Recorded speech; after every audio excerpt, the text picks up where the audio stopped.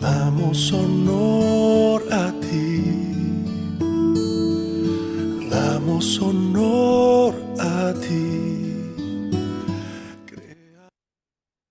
Muy bien, vamos a ir a la palabra del Señor en el día de hoy y la palabra del Señor la vamos a encontrar en, en el Génesis, capítulo 2. Y quiero mencionarle a ustedes que a partir de ahora y por algunas semanas vamos a estar hablando de la familia. Yo la verdad es que no tenía planificado esto por causa del Día del Padre. Ingrid me dijo ahora en la mañana y ustedes empezaron a decir acerca del Día del Padre y yo no me había ni acordado de eso, pero sí me acuerdo y tengo clara conciencia de que el Señor tiene un mejor calendario que nosotros. Entonces, que el Señor que tiene buen calendario había puesto en mí estar hablando de la familia durante este tiempo, porque creo que es necesario ir poniendo algunos elementos bíblicos básicos que nosotros podamos trabajar con nuestra familia, nuestras propias familias. Eh, Vamos a estar hablando acerca de algunos principios familiares, valores de la familia, por algunas semanas y hoy día vamos a entrar en las características de la familia cristiana, fundamentalmente la función del matrimonio, porque la familia se funda en la palabra de Dios alrededor del matrimonio, Adán y Eva. Y dice el texto bíblico en Génesis, en el capítulo 2, desde el verso 23 hasta el 25, Génesis 2, del 23 al 25, de la siguiente manera.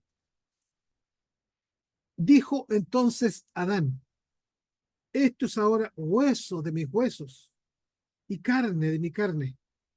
Esta será llamada varona, porque del varón fue tomada. Por tanto, dejará el hombre a su padre y a su madre, y se unirá a su mujer, y serán una sola carne. Ya estaban ambos desnudos, Adán y su mujer, y no se avergonzaban. Hasta ahí la lectura de la palabra del Señor. A ver, quiero decir que los principios divinos que se muestran en la palabra tienen una base fundamental en el Génesis capítulo 2.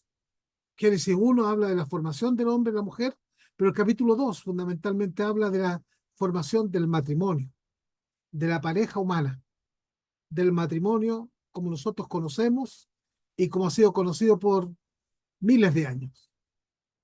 En esta parte de Génesis capítulo 2 están los principios que Dios establece, está la mirada de bendición que Dios establece, el propósito que Él desea y también los otros propósitos que son fundantes para la familia, para que ellas puedan conocer en plenitud la voluntad de Dios y para ello determinar un modelo de trayectoria para las familias en el mundo. Hoy día se habla de distintas formas, maneras y modelos de familia. La Biblia tiene un modelo y la Biblia habla fundamentalmente de un modelo. Aparecen otros, sí, como qué sé yo, la viuda que estuvo con Elías, por ejemplo, que ella era una familia monoparental, era ella y su hijo. Pero en general la Biblia establece de una familia tradicional, donde cada una de las partes de la familia tiene una relación, una función y una obligación, espiritualmente hablando, para poder llevar adelante el quehacer propio de vivir bajo el modelo de Dios. Dijo Adán: esta sí que es hueso de mis huesos. En los versículos anteriores dice que Dios le mandó a esta Adán a poner nombre a los animales y buscó entre todos los animales con quien él poder sentirse plenamente identificado y donde Adán pudiera sentirse plenamente satisfecho de una relación que no fuera de amo a animal, sino que fuera con alguien que fuera como él, que tuviese las mismas vinculaciones, las mismas capacidades, alguien a su altura, a su nivel. Y Dios miró al hombre y lo vio triste. Y vio al hombre, quien fue el principio de la creación, el principio, el príncipe de la creación, el principal, el ser humano, varón, y miró al hombre y lo vio que estaba solo. Y Dios dijo: no es bueno que el hombre esté solo. E inmediatamente Dios establece una voluntad: haré una ayuda complementaria, una ayuda idónea para él. Y aquí hay un elemento central y fundamental en la palabra de Dios. Dios establece, según el apóstol Pablo, que le ha dado a algunos la bendición de tener el don de estar solteros, como un regalo de Dios, el don de la soltería. Pero al mismo tiempo establece que el principio general no es ese, sino que el principio general es formar familia. Y es interesante que la primera institución sobre la cual Dios pone sus dedos y Dios ejercita su plan es la familia, principalmente el matrimonio. Y hago el énfasis en el matrimonio porque hay matrimonios que no pueden tener hijos, pero son familia, son matrimonio. Y dice la palabra que como Adán no encontró a nadie, entonces tomó al hombre, lo hizo entrar en un sueño profundo y tomó de sus costillas, y con la costilla él entonces produjo esta mujer, que era la varona, porque del varón fue tomada, que es Eva. Y Dios sigue hablando con Adán. Y Adán le responde y le dice: Señor, este sí es hueso de mi hueso y esta es carne de mi carne. A distinción de todo lo demás, esta, esta sí que sí. Esta sí que es. Esta es la parte complementaria. Es la parte ideal para mi vida. Y él establece, el mismo Adán establece y dice que entonces dijo: y esta será llamada varona porque el varón fue tomada. Y él establece, tomando la autoridad que Dios le da, que ahora este ser humano que llegó a él tendrá un nombre. Y si él es varón, ella será varona. Digámoslo en nuestro idioma: hombre, mujer, varón y dama. Por lo tanto, dice inmediatamente, dejará el hombre a su padre y su madre y se unirá a su mujer y serán una sola carne. Y alguno dice: pero ¿cómo Adán? Si es el primero, dice que hay que dejar padre y madre. No, ahí es Moisés el que hace el alcance. Por lo que dijo Adán, entonces hay que entender que hay que dejar padre y madre y unirse a su mujer. Quiero compartir con ustedes que a partir de este pasaje extraordinario, donde están reunidos los grandes conceptos del matrimonio que encontramos en los distintos lugares de la Biblia, a partir de esto vamos a ver hoy día cuatro elementos que creo que todos nosotros debemos reconocer para el matrimonio. Y lo digo porque en el grupo nuestro tenemos hijos en edad de casarse, o tenemos algunos nietos en edad de casarse, o algunos simplemente tenemos amigos que están pensando en casarse y a veces nos piden un consejo, a veces nos piden una palabra. Y como nos piden una palabra, nosotros tenemos que tener alguna respuesta. Fíjese que hay cuatro elementos que yo quiero compartir con ustedes esta mañana y que tienen relación con lo que Dios espera que sea el matrimonio. Dios le trajo a la mujer a Adán. ¿Se imagina la escena maravillosa en que Adán está solo, está triste, a pesar de tenerlo todo, estar en el paraíso, tener autoridad, tiene llegada a Dios, no tiene que trabajar desmedidamente para tener lo suyo, tiene el mundo ideal. El mundo ideal es el paraíso y sin embargo está triste. Y Dios le trae a esta mujer tomada de sí mismo y tiene que haber sido una escena de alegría, una escena de contentamiento de este Adán que al fin encuentra una parte esencial para su vida. En primer lugar, cuando uno mira este pasaje de Génesis 2, 23 al 25, encuentra que el matrimonio representa una identidad completa. Una identidad completa. Y quiero detenerme un poco en cada una de estas definiciones. Dios hace con dos para que sean uno. Dios establece la plenitud, la identidad completa, cuando el hombre encuentra a la mujer que Dios estableció, que Dios dio, como la complementaria, como la mujer idónea, como la mujer que complementa la vida del hombre. En una sociedad tan feminista como la nuestra, esto puede ser mal entendido. Cuando decimos que la mujer es la que complementa al hombre, estamos diciendo inmediatamente que es el hombre también quien complementa a la mujer.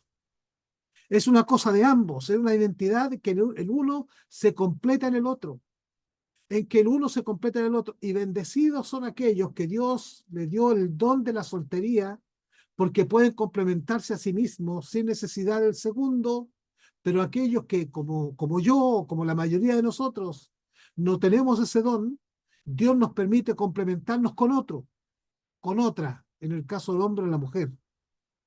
La primera reacción que tiene Adán al ver que le traen a esta Eva fue decir, esta sí que es hueso de mis huesos, esta sí que es parte mía, es integrante mía, tiene mi ADN, mis huesos son sus huesos, mi carne es su carne. Hay una identidad, yo me identifico plenamente con ella y ella se identifica conmigo porque de alguna forma ella y yo somos un todo. Ella salió de mis huesos, yo he salido de la mano de Dios, pero ella salió de mis huesos y juntos nos complementamos. Y esta sí. Mire, no es el mono, no es el otro animal allá, una cabra, una oveja, cualquiera sea, no es. Esta sí. Y cuando uno mira el texto bíblico, en la forma, la expresión de Adán es, entonces dijo, esto es ahora, ahora sí. Como que le dice a Dios, ahora sí Dios, ahora la chuntaste. Ahora Dios, ahora Padre, ahora sí que le apuntaste justo. Esta sí que es. Lo que está sucediendo con Adán es que se siente completo y el matrimonio es para sentirnos completos. El matrimonio no es para sentirse ni triste, ni abandonado, ni es para sentirse ofendido, ni atacado, ni menospreciado. El matrimonio está dado por Dios para que nos sintamos plenos, completos, a full, con todo lo que Dios nos ha dado a nuestra disposición. Y esto es algo que se enfatiza en la segunda parte del versículo 24, donde dice, y serán una sola carne. El versículo 24, la última parte dice, porque por tanto dejará el hombre a su padre y a su madre, se unirá a su mujer y serán una sola carne. Esto lo escribe Moisés para explicar esta parte, luego lo dice el mismo Jesús en el capítulo 19 del libro de Mateo. Serán una sola carne. Es interesante esto, y muy interesante, porque se da algunas situaciones muy particulares. Yo el otro día hablaba con Ingrid y le decía, ¿te das cuenta que yo a veces sé que tú estás enferma porque me empieza a doler una parte? A veces a mí me empieza a doler los huesos y digo, ah, Ingrid debe estar mal. Y veo, sí, que no doy más. Ah, ¿será que somos especiales? No. Dios a veces nos permite entender que somos uno. Cuando mi mamá estaba a punto, cuando mi mamá se embarazaba, mi papá tenía dolores de muela. Y mi papá le decía, ¿sabes? Tienes que estar embarazada. Le decía, porque me duelen mucho las muelas. Mi mamá se hacía el examen, estaba embarazada. A mí me pasa lo mismo con mi esposa y incluso me ha pasado lo mismo con mis nueras. Tan, y me llega a doler. Y empiezo con un dolor y dice, ah, tiene que estar embarazada. Y le digo, mírate, por favor, estar embarazada. Hay una unidad completa, no es una unidad ficticia, no es una unidad pasajera. Cuando nos unimos para ser una sola carne. No es una cosa irracional. Para mucha gente esto es una irracionalidad. Decir que son una sola carne porque dicen, no, pero ella sigue siendo individual y él sigue siendo individual. Sí, claro, son dos que se hacen uno, pero que siguen siendo dos. Como alguien dijo alguna vez, la palabra que sobre todo hace que el matrimonio tenga éxito es nuestro matrimonio, nuestro. El matrimonio es nuestro, no es mi matrimonio, no es tu matrimonio, es nuestro matrimonio. Es algo de la identidad completa. La segunda cosa que nos enseña este pasaje es acerca del liderazgo. El principio bíblico de la dirección que Dios nos da se desarrolla de una manera mucho más extensa en el Nuevo Testamento. En el Nuevo Testamento el apóstol Pablo se dedica a enseñar mucho acerca de eso, sobre todo en Efesios, en Colosenses, algo también en Hebreo. Él se dedica a enseñar acerca del matrimonio. Y lo que dice es que en el matrimonio hay algo que nosotros tenemos que entender, que hay liderazgo. Y el apóstol Pablo enseña, la mujer fue tomada del hombre. Y Pablo se dedica a explicar que esto significa que el primero en la lista es el hombre y luego la mujer, pero no en cuanto a autoridad, no en cuanto a beneficios, no en cuanto a amor de Dios, sino que en cuanto a responsabilidad. El liderazgo del matrimonio está en el hombre. El liderazgo en el matrimonio está dado en el hombre, no porque el hombre mande sobre la mujer o no porque el hombre tenga autoridad de papá sobre su esposa, sino simplemente porque el que pone la cabeza es el hombre. Es el hombre quien es a la postre responsable ante Dios de la naturaleza y del carácter del hogar. Es el hombre el que responderá por su familia. Cuando uno lee todos los textos bíblicos de la Biblia, dice que el hombre tendrá que dar cuenta por su familia. El hombre tendrá que dar cuenta por la vida espiritual de su hogar, por la vida espiritual de su esposa y la vida espiritual de sus hijos. Es el hombre quien tendrá que, ante la presencia de Dios, decir: Señor, aquí te rindo cuentas por mi vida y por la de mi familia. No es simplemente yo te rindo cuentas por mi vida y ellos sabrán lo que hicieron. Si mis hijos quisieron escuchar de Dios, es problema de ellos. Si no quisieron escuchar de Dios, es problema de ellos. Si mi esposa quiso, es problema de ella. Si no quiso, es problema de ella. No, no, no. El texto bíblico nos enseña a nosotros que el hombre dará cuenta por lo que sucede en su familia, en su matrimonio. Es el hombre quien debe ejercer el liderazgo en cuanto a determinar la dirección y el carácter de su hogar. Es el hombre el que debe responder ante Dios por ese liderazgo o por la falta de este liderazgo. Es responsabilidad del hombre hacerlo y es responsabilidad de la mujer reconocer el liderazgo de su esposo y ayudarlo para que este liderazgo tenga buen sentido, buena dirección. Como lo he dicho muchas veces, mi profesor en el seminario decía: el hombre es cabeza del hogar, pero la mujer es el cuello. Y si el cuello no se mueve, la cabeza no se mueve para ningún lado. Y él lo expresaba de una manera casi chistosa y jocosa. Claro, el hombre es la cabeza, pero si el cuello no le permite dar vuelta a la cabeza a ningún lado, no pasa nada. De tal manera que si el hombre es cabeza del hogar, necesita el apoyo, el respaldo, la relación, la intimidad, la claridad con su esposa. Es necesario que nosotros aprendamos que para que exista un matrimonio con sentido de éxito, tiene que tener alguien que ejerza la cabeza. Pero también, y lo he visto y tengo situaciones muy cercanas, en que cuando el hombre no ha tomado el liderazgo, lo toma la mujer. Y cuando ha tomado la mujer el liderazgo, siendo una mujer que era activa en la fe, activa en la enseñanza, activa en el liderazgo, activa en todo, finalmente la familia terminó siendo un desastre, porque nunca dejó que su esposo tomara el liderazgo, sino que ella decía siempre: yo soy la que digo, yo soy la que quiero, yo soy la que mando. Y finalmente, un desastre. Una familia absolutamente alejada, a excepción de uno de los hijos. Todo lo demás alejado de la fe, alejado de la palabra, que no quieren nada, que se burlan de la palabra de Dios, siendo que fueron formados y enseñados. Porque en la orden bíblica es que el hombre debe ejercer el liderazgo, poner la cabeza a disposición, y su mujer como su compañera idónea, como su complemento perfecto, es que él le ayude. Pero el que va a dar la cara ante Dios es el hombre. Y ante Dios. Luego, por supuesto, la mujer tendrá que dar la cara por sí misma y también cómo ejerció su tarea. Pero fundamentalmente, el hombre es el que tendrá que dar cuenta por su liderazgo. En tercer lugar, el texto bíblico nos habla además de la permanencia. Dice: por tanto, dejará al hombre a su madre, a su padre y a su madre, y se unirá a su mujer, y serán una sola carne. Cuando uno mira esto en el texto hebreo, encontramos una palabra que es la palabra dabar, que significa se va a adherir firmemente, como si fueran pegados con un pegamento terriblemente poderoso. Es decir, serán una sola carne, se unirán de tal forma que habrá una unidad inseparable. Inseparable. El verdadero matrimonio permanece. Y aquí quiero decir una cosa que a veces no se explica, pero creo que es mi deber explicarlo. Dice: lo que Dios unió, no lo separe el hombre. Y a veces nosotros decimos: hay familias, hay matrimonios que no pueden separarse, porque si lo que Dios unió, no lo separa el hombre. Pero hay muchos matrimonios que se unieron porque ellos quisieron y no porque Dios estuviese detrás. ¿Cuántas cosas no hace el ser humano por desobediencia, por gusto propio, por voluntad personal?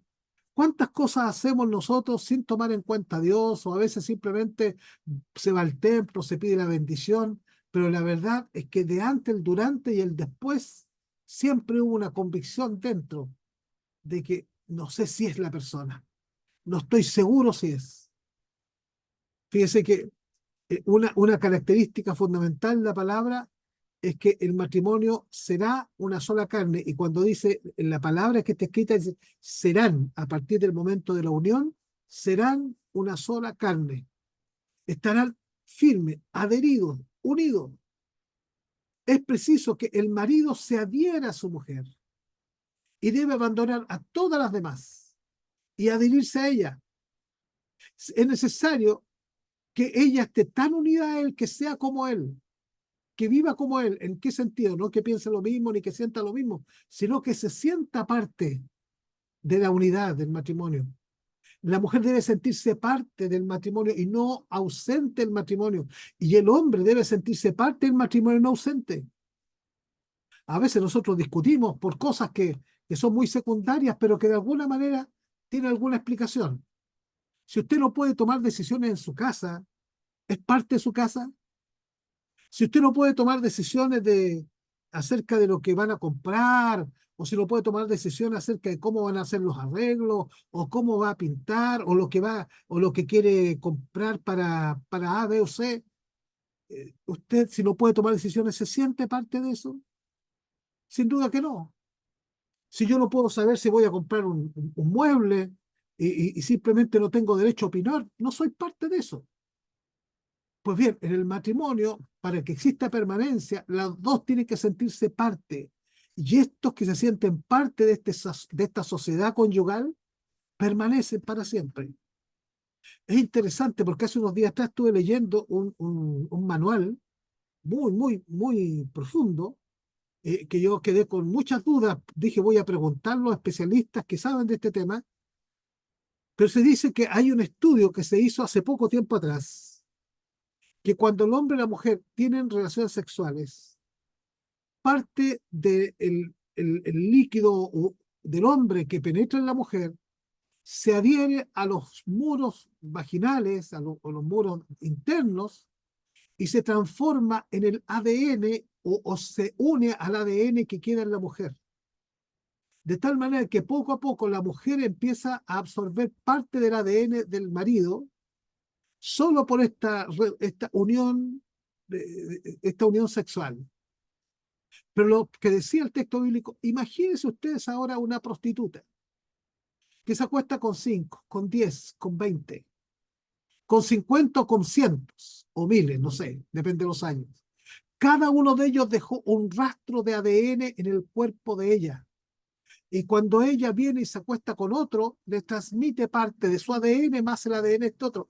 Tiene tanto que ver con lo que dice 1 Corintios, dice que cuando un hombre se une a una mujer, se hace uno con ella. Y cuando dice que cuando nosotros santificamos a través de la unión sexual y que por lo tanto transmitimos nuestra santidad o falta de santidad a través de esto. Miren lo que está diciendo el texto bíblico. Cuando una persona entra en relaciones sexuales con 2, con 3, con 4, con 5, sobre todo en el caso de la mujer, y aquí no quiero ser machista, este estudio decía que la mujer es la que absorbe esto y lo adhiere a sus tejidos internos. Finalmente pierde esta permanencia y esta unidad, porque hay muchos más metidos entre medio, y se quiebra, y se rompe. Por eso el perdón es lo único que puede volver a transformar las cosas, porque el perdón restaura, porque el perdón sana, porque el perdón hace que las cosas vuelvan como eran al principio. Así que quiero decirlo con franqueza. La primera cosa es que tenemos que tener el matrimonio, representa una identidad completa. Es parte mía, es hueso de mi hueso, es carne de mi carne, pero también representa un liderazgo. El hombre tendrá que dar cuenta por esto y la mujer tendrá que dar cuenta por su apego, por su responsabilidad en ese sentido. Y en tercer lugar, porque el matrimonio permanece y no termina fácilmente. El matrimonio permanece. Hay que preocuparse si cuando alguien se va a casar, ¿se casa porque es la voluntad de Dios o se casa porque es su propia voluntad? Me ha tocado tener personas, yo una vez le dije a una persona que yo no los casaba, le dije yo no hacía ese matrimonio, yo no pedía la bendición de Dios sobre ellos porque estaba seguro que eso no era de Dios. Cuando fueron a conversar conmigo que se querían casar, y porque resulta que estaban postulando a una casa, pero para postular a esa casa había que estar casado, entonces ellos querían casarse, y como estaban enamorados, yo le dije, pero ustedes están casando ¿por qué? ¿Porque están enamorados, porque creen que el propósito de Dios, o porque ustedes quieren comprar la casa? Y dicen, no, en este momento queremos casarnos por la casa. Yo no los caso a ustedes, no los caso a ustedes, yo no puedo casarlos. ¿Cómo lo voy a casar si ustedes no tienen un propósito de fondo? Ustedes lo que quieren es un bien económico. El cuarto elemento que aparece con respecto al matrimonio está en el verso 25. Y estaban ambos desnudos, Adán y su mujer, y no se avergonzaban. El cuarto elemento de un matrimonio sano es la sinceridad, que cada uno se presenta al otro tal como es. Estaban desnudos y no tenían vergüenza. Esto quiere decir que el hombre y la mujer en la relación del matrimonio pueden perfectamente hablar de todos los temas sin tener vergüenza. Hablar de sus debilidades, hablar de sus temores, hablar de sus planes, de sus sueños, también hablar de sus errores. No hay razón para que no tengan fortaleza para seguir juntos.